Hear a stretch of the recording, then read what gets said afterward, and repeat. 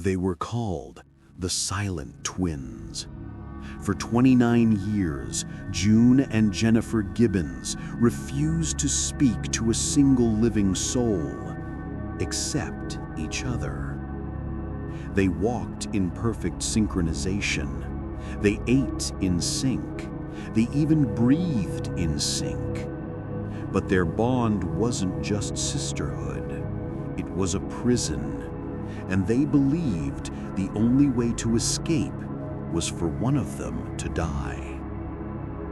On a cold morning in March 1993, Jennifer looked at June and whispered these final words. "At long last, we're out." This is the terrifying, tragic, and true story of the Gibbons sisters. A story of a secret language, a life of crime, and a deadly pact that defies medical explanation. The story begins in the 1960s. June and Jennifer were born in Yemen but moved to Wales as children. They were the only black children in their community, and very quickly, the bullying began. Children can be cruel. They were chased, mocked, and isolated. To survive the trauma, the twins made a choice. They decided to reject the world that had rejected them. They stopped speaking to their teachers, then their parents, then everyone. They retreated into their bedroom and created a world of their own, a world where no one else was allowed. But they weren't just silent, they were communicating. They developed a secret language, a mixture of Bayesian Creole and English, spoken so fast that to an outsider it sounded like birds chirping. Doctors called it cryptophagia, but their connection went deeper than language. If one twin picked up a cup of tea, the other would pick hers up at the exact same millisecond. If one laughed, the other laughed. It was as if they shared one single consciousness, split into two bodies. By their teenage years, the silence turned into obsession.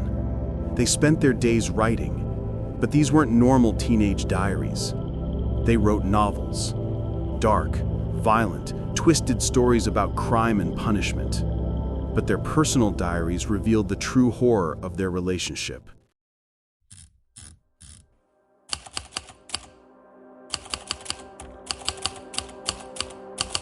Nobody suffers the way I do.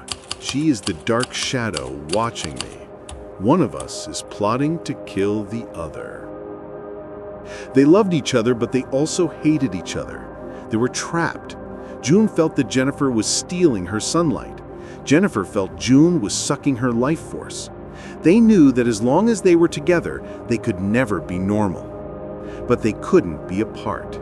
When doctors tried to separate them, they went catatonic. They stopped moving entirely. In 1981, the pressure cooker exploded. The girls, desperate for attention, or perhaps just chaos, went on a crime spree. Theft, vandalism, and finally, arson.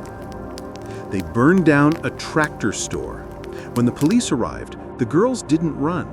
They stood there, watching the flames, silent as ever. The judge didn't send them to prison. He sent them to Broadmoor, a high-security psychiatric hospital, home to Britain's most dangerous serial killers. They were 19 years old. For 11 years, they were kept there, and for 11 years, they stayed silent. But inside the walls, they made a final, terrifying pact. They realized that for one of them to truly live, the other had to die.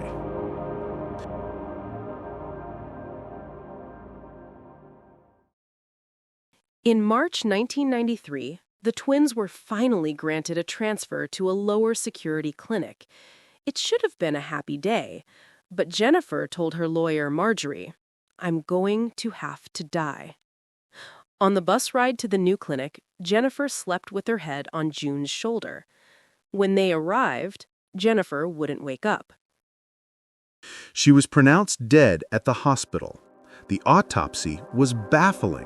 There were no drugs in her system, no poison, no signs of violence. Her heart had simply stopped. It was acute myocarditis, inflammation of the heart, but doctors couldn't explain why it happened so suddenly to a healthy 29-year-old woman. Days after Jennifer's death, June started speaking to people, fluently, clearly. It was as if the spell was broken. She later said, "I am free at last, liberated, and at last Jennifer has given up her life for me." June lives a quiet life today, but the mystery remains. Did Jennifer literally die of a broken heart to save her sister? Or was the bond between the silent twins so powerful that they could decide who lived and who died?